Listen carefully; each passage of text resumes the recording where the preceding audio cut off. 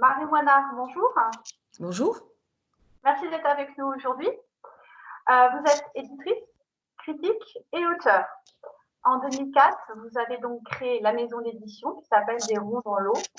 Déjà, est-ce que vous pouvez nous expliquer pourquoi ce nom-là et ensuite quelle est la ligne éditoriale? Alors, j'ai créé Des ronds dans l'eau en 2004 et d'ailleurs cette année, alors le premier livre est sorti en janvier 2005, donc nous, cette année, bon, malheureusement c'est un peu plus compliqué, mais on fêtait nos 15 ans. Alors on va essayer quand même de fêter nos 15 ans peut-être au deuxième semestre, mais voilà, donc c'était plutôt un anniversaire assez sympa. Des ronds dans l'eau, le nom vient simplement d'un souvenir quand j'étais enfant et que je faisais des ricochets avec mon père et que voilà, ça m'est resté, ça m'a marqué. Donc c'est une touche de poésie et la maison d'édition a été créée pour faire de la bande dessinée et pour faire de la jeunesse. D'accord, mais il y a une ligne précise, il y a des sujets qui vous tiennent plus à cœur que d'autres? Oui, alors la ligne éditoriale, pour ceux qui ne nous connaissent pas, c'est plutôt axé sur la valorisation de l'humain, la défense du droit des personnes, le devoir de mémoire, et puis je suis féministe. J'avoue que je suis très en faveur de la défense des droits des femmes et de l'égalité femmes-hommes. Donc on travaille pas mal sur cette question-là en bande dessinée avec de très nombreux auteurs et en jeunesse aussi un petit peu. Vous avez été, je crois, une des premières d'ailleurs à éditer une bande dessinée qui traitait de la violence des femmes, qui s'appelle En chemin, elles rencontrent. Il y a 3 volumes maintenant. C'est un ouvrage collectif. Oui, alors ça c'est vraiment une aventure formidable. Le premier, je pense qu'effectivement on a innové sur la question. On a publié le premier album en 2009, donc ça fait 11 ans. On était un peu tout seul sur cette question-là. Et comme Des ronds dans l'eau est une petite maison d'édition, on était un peu inquiet sur l'accueil que ça pouvait avoir. Et par chance, j'ai quand même demandé à l'aide au réseau des libraires qui nous ont accompagnés, qui nous ont soutenus. Et l'accueil en presse a été bon, l'accueil public aussi. Ce qui fait que c'est un travail qui finalement a duré 6 ans. On a fait 3 volumes. On a traité d'une trentaine de sujets différents sur la question des violences faites aux femmes, principalement en France, mais aussi un peu dans le monde. Que l'ensemble des auteurs, on est 70 auteurs et autrices, et il y a, alors pas une parité absolue, dans le premier volume, on est 34 auteurs, il y a un peu plus de garçons, et les 2 derniers volumes, au contraire, on est 24, il y a autant de filles que de garçons, les 12-12, donc là j'en suis quand même très contente. Voilà, donc ça aborde beaucoup de choses, et ça aborde aussi, évidemment, il y a des bandes dessinées, mais il y a aussi des rappels à la loi, des statistiques, bien sûr, tout est vérifié. On a travaillé avec énormément d'associations. Et c'est d'ailleurs une série d'ailleurs, 3 volumes, qui sont publiés avec Amnesty International. Ils s'en servent beaucoup pendant leurs rencontres, pendant les salons, parce que c'est un outil plutôt plus accessible quand on veut parler de ces violences avec les plus jeunes. Est-ce que vous auriez un exemplaire à côté de vous à nous montrer? Alors Pas- malheureusement non, C'est plus mais simple. par contre j'ai mon catalogue et il doit être Euh, voilà, c'est cette page. Ouais, on le voit bien. Donc, on peut Voilà, les aussi trois se retrouver couvertures. à Bon, la médiathèque d'Evreux. Hein. voilà, donc il y en a 3. Les couvertures ont été réalisées par Emmanuel Lepage, par Étienne Davodo et par Florence Estac. Ah, c'est cher Florent. L'immense Alors, Florence Estac, voilà. la violence faite aux femmes, on la retrouve aussi dans la bande dessinée qui s'appelle Et pourtant elle danse de Vincent Dida. Absolument. Alors, c'est un album que je vais vous montrer. Voilà.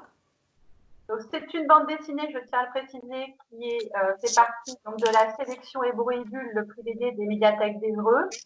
Et elle a été donc sélectionnée dans la catégorie meilleure BD sur la danse. Est-ce que ce choix de catégorie vous a surpris, sachant que c'est une BD donc, qui parle de femmes qui sont réfugiées en France et qui ont des conditions de vie difficiles?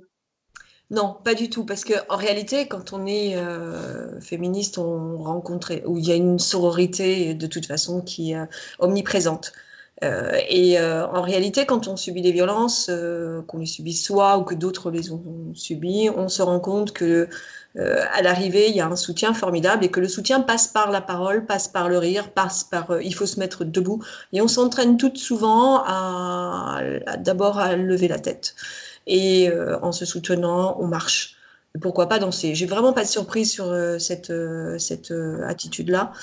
Et l'album de Vincent donne la parole aux migrantes, ce qui est encore plus compliqué, puisque ce sont toutes des femmes qui arrivent de pays où elles ont fui la guerre, la violence, les viols, des choses assez abominables. Et elles sont toutes arrivées dans des conditions extraordinairement difficiles.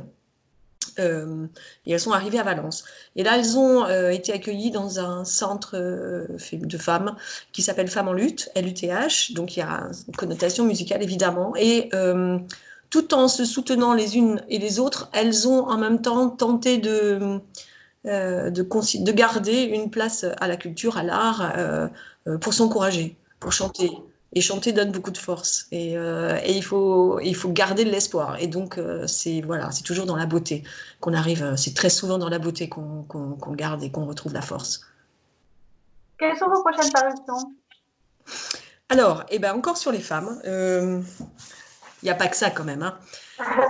Ces femmes de Joël Alessandra, qui est un album qui est paru juste là, il y a 1 mois et demi. Et qui sont des témoignages de femmes aussi, que Joël, l'auteur, a rencontré pendant ses périples durant une trentaine d'années en Afrique. Et d'ailleurs, parmi elles, il a rencontré un homme assez prestigieux qui est le docteur Mukwege, prix Nobel de la paix en 2018, et qui est l'homme qu'on surnomme l'homme qui répare les femmes, qui fait vraiment un travail extraordinaire. On a cet album... Dans les rayons de la médiathèque dès la fin du confinement. Oui, vous verrez, vous allez vous régaler, c'est vraiment merveilleux. Oui. Il y a Si je reviens un jour, qui est un livre d'histoire. Ce sont l'histoire c'est sous-titré Les lettres retrouvées de Louise Pikowski. Louise Pikowski est une jeune fille juive qui a été raflée pendant la guerre, c'est son histoire vraie. Et malheureusement, elle a été exterminée très vite. Mais on a retrouvé des lettres de cette jeune fille dans une armoire d'un lycée à Paris. Et on s'est rendu compte qu'il y avait un échange épistolaire avec, elle a eu ça avec une de ses professeurs. Et c'est assez merveilleux de pouvoir retomber sur ce témoignage. On a une journaliste, Stéphanie Trouillard de France 24, qui a fait une longue enquête extrêmement pointue et poussée avec l'aide d'une professeure de ce lycée. Et elles ont remonté tout le fil de l'histoire de Louise. Et donc, on a publié cet album avec aussi le soutien de la Fondation de la Shoah. C'est Thibault Lambert qui fait les dessins. C'est une très belle histoire. Alors, il est sorti le 11 mars. Et 2 jours plus tard, toutes les librairies ont fermé. Et alors, on croise les doigts que les librairies gardent ce livre parce que sinon, ça serait vraiment terrible. Il n'aura eu strictement aucune chance. Donc, on espère vraiment qu'il sorte. Voilà. Et ensuite, alors du coup, on ne sait pas quand. Comment? Et pour finir, une petite BD avec l'intervention de Monsieur Cyrulnik, je crois, non? Absolument, voilà. Donc le dernier, c'est Promenade de la mémoire. Donc moi, j'ai déjà l'album.